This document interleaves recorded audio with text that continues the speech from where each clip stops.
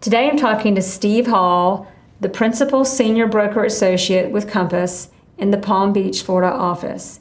Steve has been recognized by the Wall Street Journal as a top agent in the state of Florida and Palm Beach. Working in a market with an average sales price of over $5 million, with only 100 sales a year and over 1,000 licensed agents to serve them, Steve has overcome many obstacles and risen to the top. Today, we talk about the simple secret to earning high net worth clients.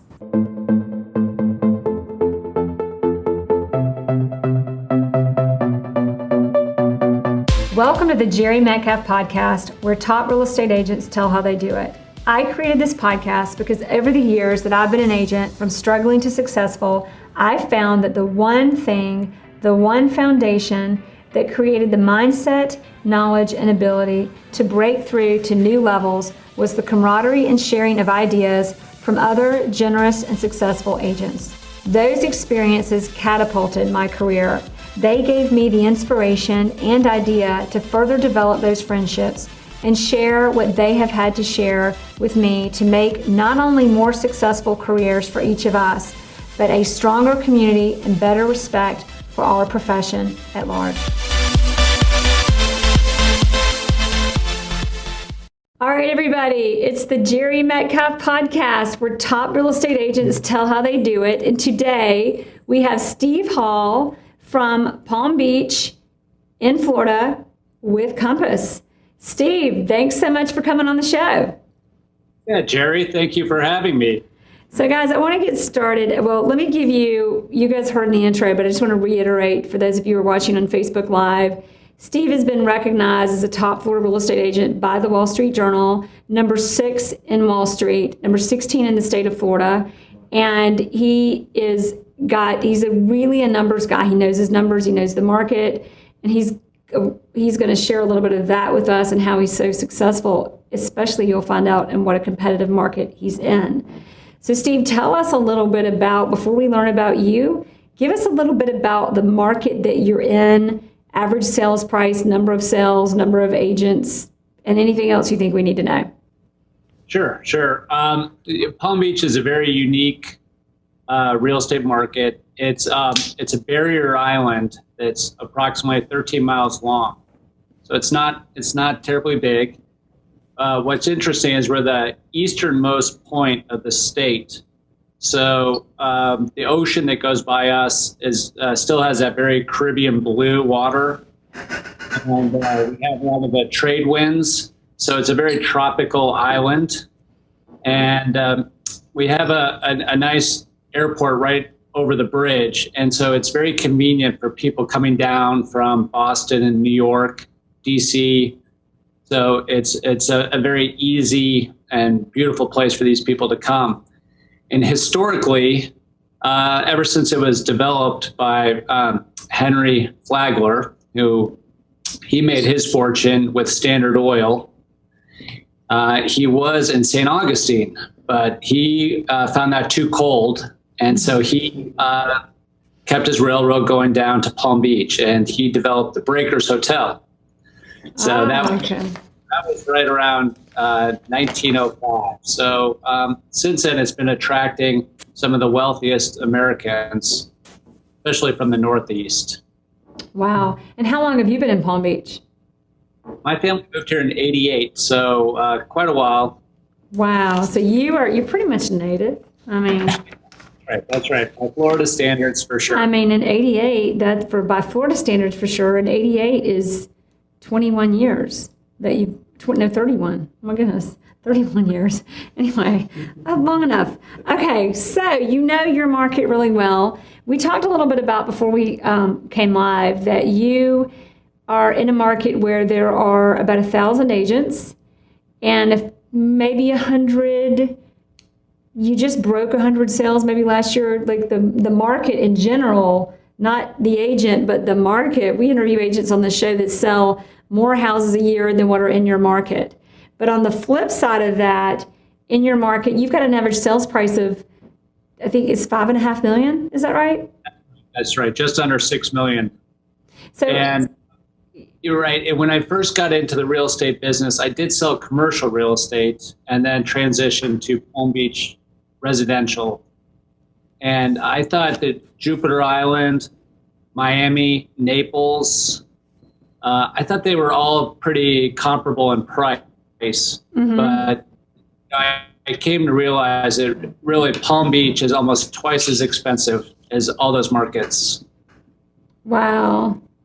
I mean, in the history of Miami, I think the top sale is approximately 65 million.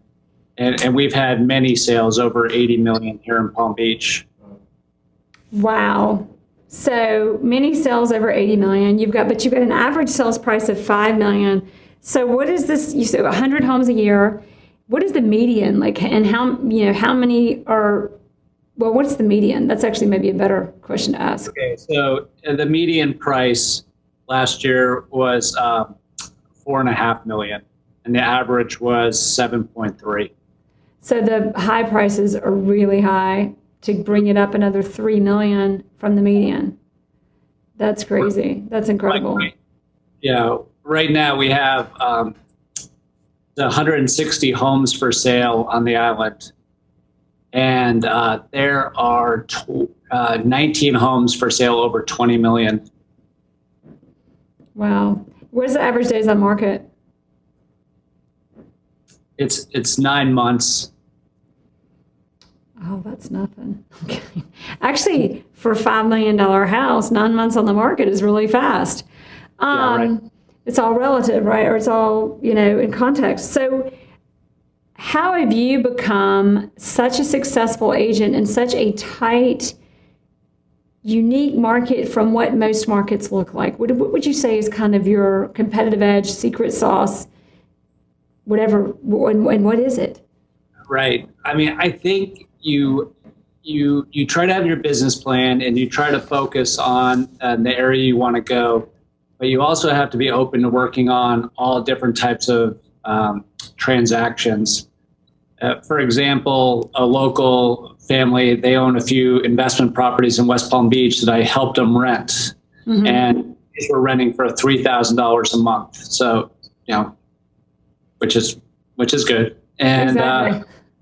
And we did a good job for them. And then they referred me to a couple that, I sold their sister a $5 million house, and then that went well. And then they referred me to a couple from Boston who was looking, in that 7 to 10 million range. And then they ended up buying a $33 million house.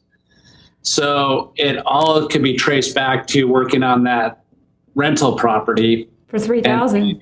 Yeah. If I hadn't worked on that, the domino effect wouldn't have happened. It would have never happened. Yeah. So it's funny. In a lot of markets, agents would say, well, I don't do that. I'll give you so-and-so. But in your market, you've got smaller units. Your opportunities are found in different places. So you've got to shift, or somebody in a different market would really have to shift how they think and look at that.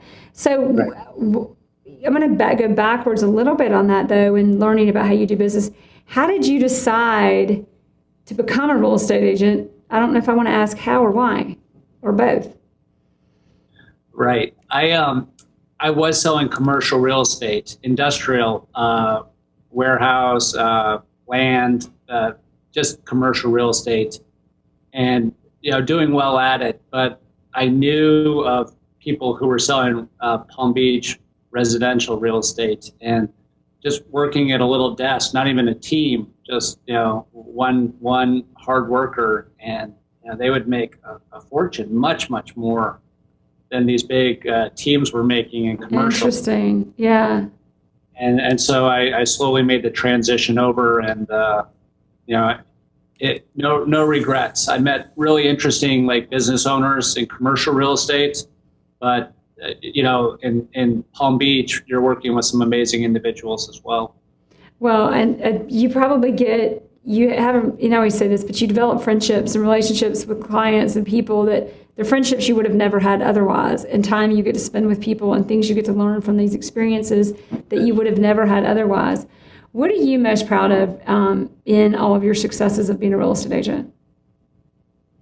I started my own office, approximately 10 years ago, and surviving, those first 2 years, doing a business plan, finding an investor who gave me money at 10% interest, and Wow. going deep in debt, and just not taking up smoking, and just like being able to ride that out and pay off debt. So the 10%, that was to invest in your business as a real estate agent, or was that to invest in real estate?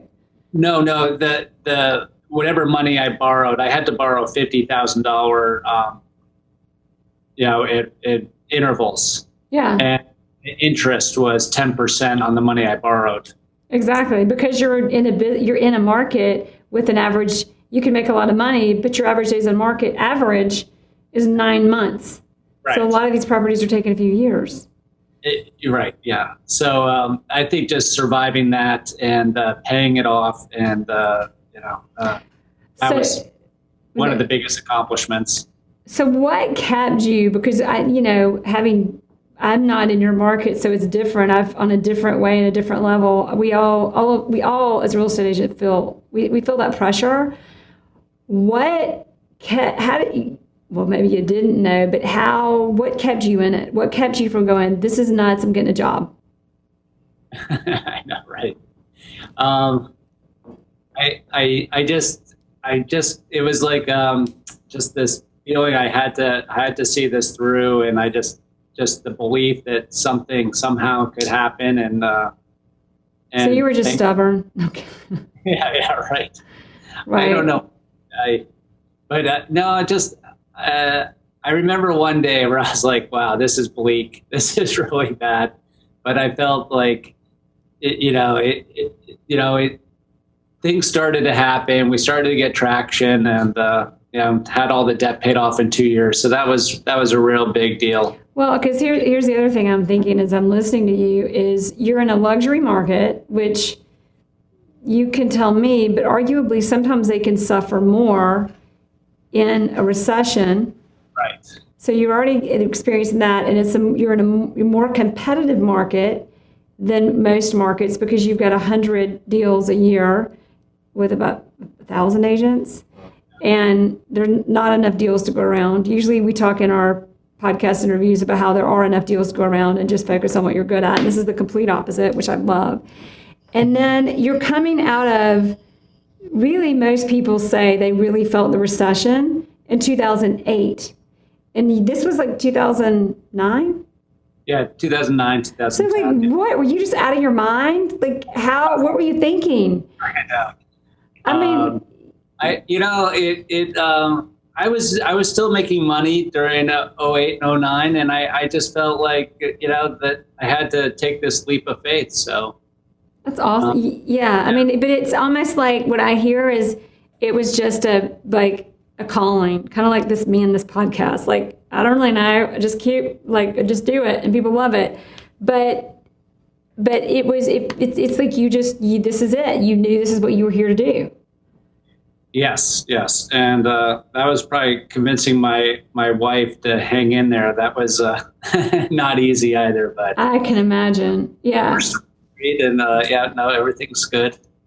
That's incredible. That's an incredible story. So take us though, like you were telling me a little bit about being back in that time and in that stage of like, first of all, we just came out of a recession that most people now really are like, and I remember thinking, I think this has gone past recession, like depression. Now we were coming back out of it by then, but you had that, again, you're new in this industry, you'd been in industrial, but are there any stories you can give us of like, things got really tough, but out of that being tough, this is the lesson I learned and how I took it to success, or what I got from it to get me where I am today?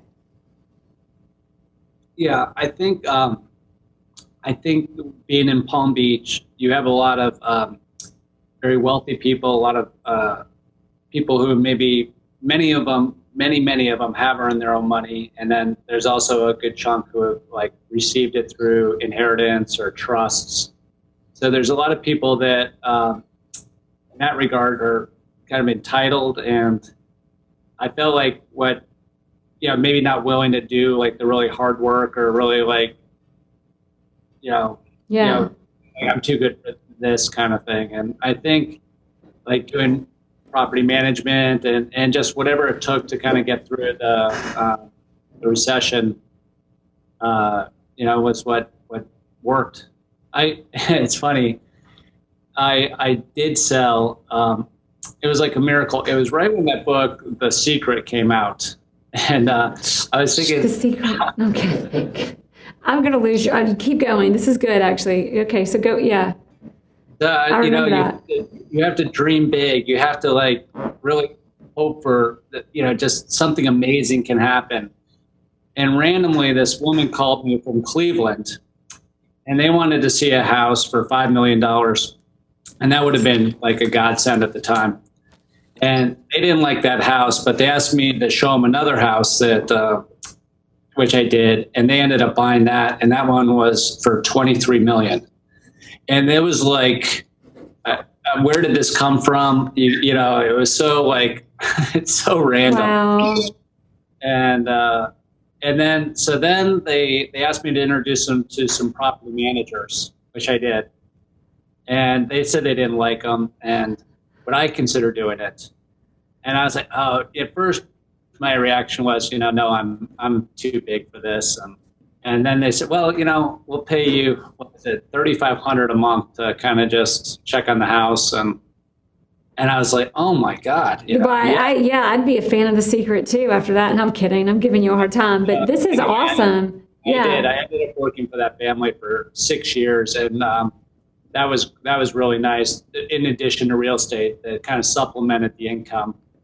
To launch things. That is an incredible. So basically, calling a $5 million property, you ended up selling them a $23 million property, and you ended up property managing for them for $3,500 a month.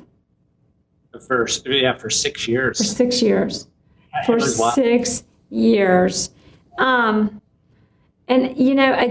before you tell that story, you talked about not being too good to do things, knowing nothing's owed to you, knowing there's no obligation, but being willing to not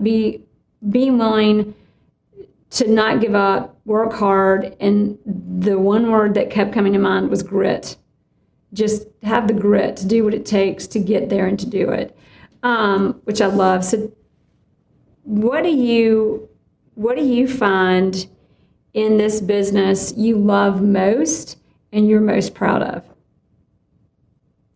Right. I really enjoy meeting the people who come and work. We get the chance to work with and learning about how they were able to make so much money that they can afford these second, third, and fourth homes.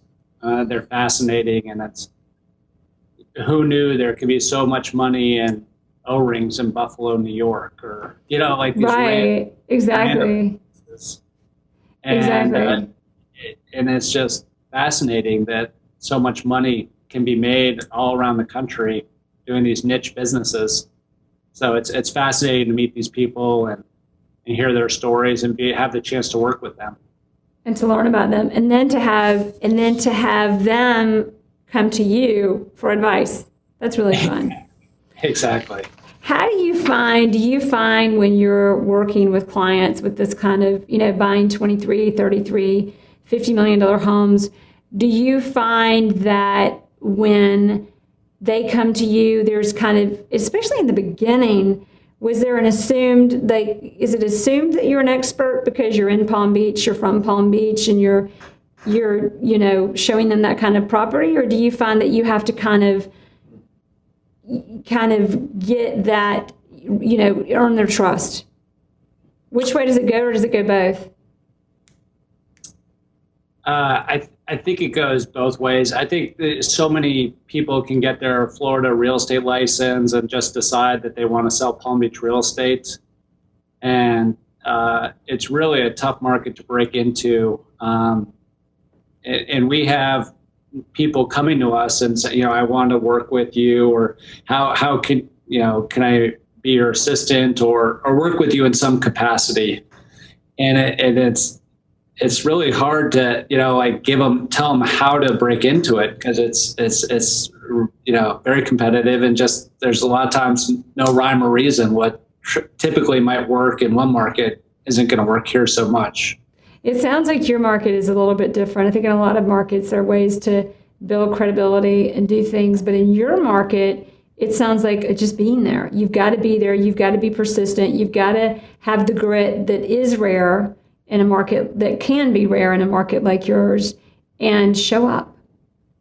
Would that be just show up? What would happen if you just showed up? No, I'm kidding. I'm thinking back to Brene. I've just discovered Brene Brown, everybody. I'm a little slow. And she has this thing about what would happen if you just showed up. And you made me completely think about that. What has been your biggest aha? And you knew a little bit about being a broker coming into this because you were doing industrial. So this is kind of a more fun question, but what was your biggest aha about stepping into this arena of residential real estate? I think it's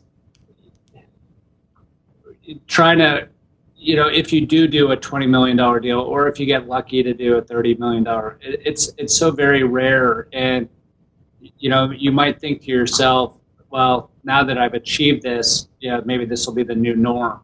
And, this will open doors, and this will consistently, I'll get to work on more of these similar properties. And I think it's been more of a disappointing or painful aha that, it doesn't, just because you get lucky to do one or two of those, it's not like the new norm. You have to, every day is a day. Yeah, and in your market especially, because again, you're in such a competitive market.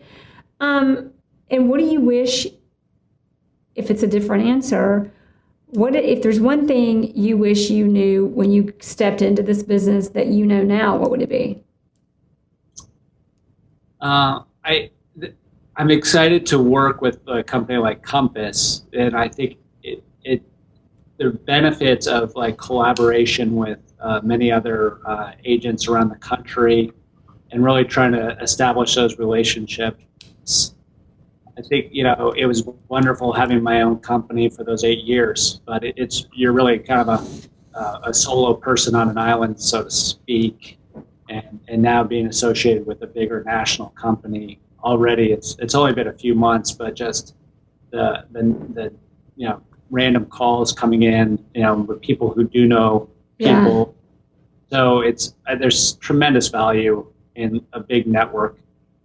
That's so true. So what do you, I couldn't agree more. So what do you, I'm thinking about, because your market is almost like, I'm like on another planet, like in the same solar system, but definitely another planet.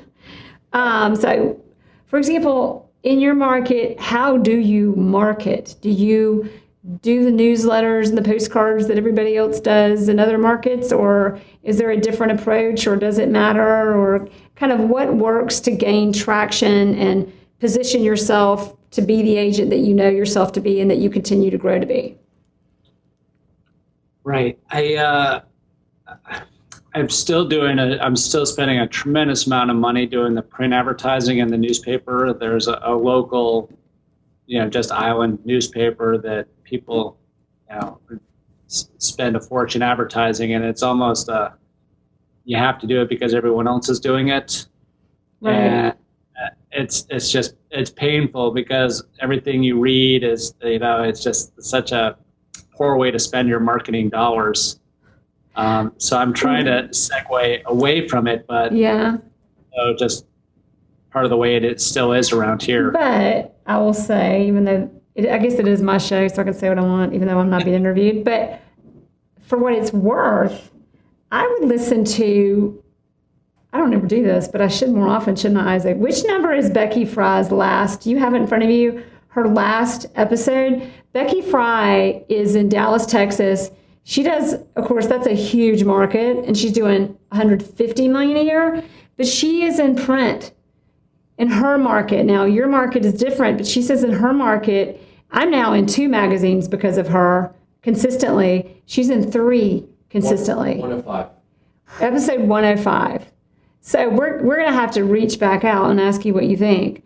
So anyway, you've got the print market. So what are you've got print marketing, and you're in a paper that everybody's in because everybody's in it. Are you in social media, email? Do you do any newsletters? And do you do any snail mail? Do you do any farming, as we call it, here on planet Earth? No, I'm kidding. We do. We do all of that. And we're not as proficient as or successful as some doing the social media, and we probably should do more of that. But no, we do. It's more of the old school, the letters, the newspaper. So that's what I'm excited about, this new venture with Compass. Compass, yes. Pull us into the 21st century. On what do we have? I've already forgotten, Isaac. Compass Collections, Compass Concierge, but that's not a technology thing. That's just a staging and assistance thing, the network tool, all of that good stuff. So that's awesome. Tell us, in this business, what component of it, you've got business development, lead generation, marketing, service delivery. A lot of people are really excited about winning business, but they're not really excited about the service delivery component of it. Others are. Keeping up with the market stats, keeping up with data. What kind of part of this industry do you find you hone in on more than anything else and enjoy most or most passionate about? Right. I think a lot of these people, that these clients. And I shouldn't say just here. It's everywhere. That they're very intelligent. They really know the market. There's so much technology for consumers to, know what properties are available, what their property is worth. So it's very important to really do your homework. So when you do get that opportunity to get in front of Mr. or Mrs. Smith, Joe Buyer, that you really can impress them with your market knowledge. And how do you do that? What's your advice on keeping up? Is it getting into homes? Is it studying the new listings every day? Are you building charts and data? How do you keep on top of that? Because I've seen different agents kind of have their thing. I wish I don't feel like I'm telling you anything too profound. We don't need you to, believe me. Just knowing your experience is it. It's great. Yeah. Right. It's studying it's really, like you said, everything. Going to the Thursday broker open houses, the Sunday open houses, just being out and about, not being at my desk too much, just making sure you're out talking to people and hearing what the scoop is. Well, I love that. It reminds me of, immediately makes me think of two people in Compass, actually in our company, even though everybody, this is the Jere Metcalf podcast, who is at Compass. So we've got lots of Compass agents on, but we have other, it's not a Compass commercial, but these guys do come to mind at Compass. And one is Matt Breitenbach in the Hamptons. And Mike he has a lot of clients who are kind of the tech billionaires, NBA players, celebrities. I've been quoting him a lot lately because he was so great, and he loves Chris Voss like me. But that's not another topic. Back to this is, he talks about the most important thing he finds with his clients, and it's back to what you said: keep it simple and keep it honest. And the other thing is, on what you just said, is on market knowledge. You have, and it reminds me of the book Good to Great too, is you have all these people looking for the trick. Like, what's the trick to be successful, to be great, to be awesome, to sell a $33 million listing? And when you talk to the people that are doing it, like yourself, like Leonard Steinberg, Matt Breitenbach, Jack Cotton, who's actually with Sotheby's, is they all have a very consistent message. Or Michael Lawler, he's actually happens to be in Naples. But it's knowing your market. Know your market, keep it simple. It's not fancy. Or Good to Great talks about, you've got the hedgehog concept and the foxes. And it's always the hedgehogs that are just keep it diligent, keep it simple, know my market, know my value, and show up. We keep talking about showing up today. Show up and deliver on it. Would you say that kind of sums all of that up, what you're probably trying to give us back and help us understand? That's right. Yes. I brought one of my favorite sales books. Are you familiar? Love it. Okay, so this is actually, because the way we record in here, it's a mirror image. So let's just see if I can read it. And there's a light because of our technology in here. But it says, I'm reading mirror image, guys. So let's see how good I am. How I raised myself from failure. What does it say, Isaac? Success in selling. Failure to success. I'm reading right to left and backwards. Kudos to me. Yeah, say it again though, because I read it too slowly backwards. How I Raised Myself from Failure to Success in Selling by Frank Bettger. And that goes way back to, he was one of Dale Carnegie's, friends and associates. And it's amazing how much of what you just described is, he was a retired baseball player who went on to make a fortune in selling insurance. And wow. That was the transition. Wow. Oh, I love that, because you already answered one of our questions before we even got to it. But exactly. Okay. We're going to obviously everybody knows we tag it. We give you a link. So if you want to read the book digitally or audio, you'll have that. But really love that. So here's what we're going to do. We have our final three, because you've never been on this show before, and you've already skipped to one of our final three. The second one is, if there's one tool in this business, and I love your approach to this business because it's not so fancy. It is in your clients, but your approach is very much show up, know your market, know your client, and bring the two together so your clients get the results that they're looking for, and you're able to bring that to them and bring your value.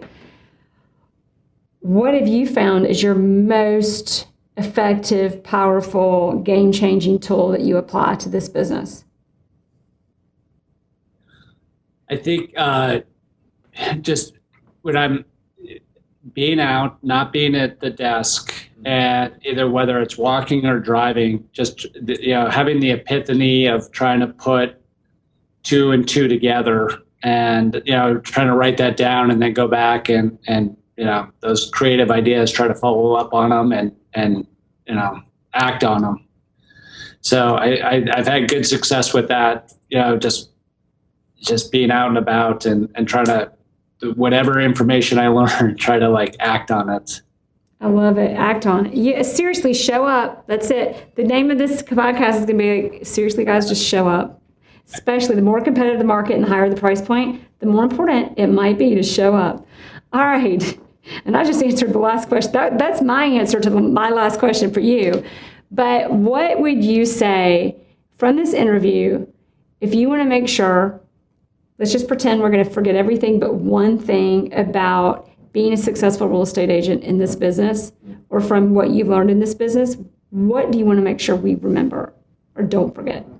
All right. I think it's the consistency, and also just trying to just manage your expectations and follow up on the opportunity that's however big or small that's presented in front of you. Just try to really see that through and see what that leads to. Show up. Just kidding. I know. I think we know the name of this podcast, but really, I love that thing. And that's so key. I think that's so important while everybody's out looking for the next trick and the next secret. It's really, you're a real estate agent. You have a service to offer. You have value. We're people. That's why the technology that sometimes gets put in place with the expectation that we will be replaced never happens. And the agents that are great just keep becoming even more great and even more successful because of exactly that. Thank you so much, Steve, for being on the show. Thank you.